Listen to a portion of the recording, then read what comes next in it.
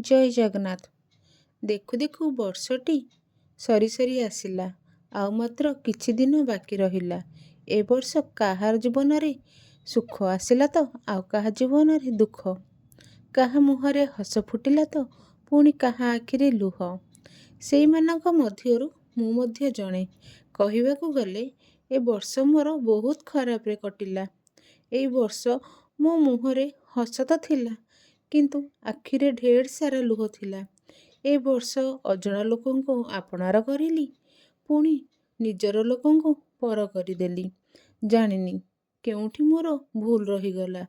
ନିଜ ଲୋକଙ୍କ ପାଖରେ ଥାଇ ମଧ୍ୟ ନିଜକୁ ଏକୁଟିଆ ଅନୁଭବ କରିଲି।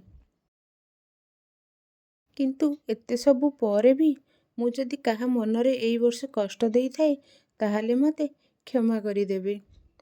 ଶେଷ ପର୍ଯ୍ୟନ୍ତ ଭିଡ଼ିଓଟି ଦେଖିଥିବାରୁ ଧନ୍ୟବାଦ।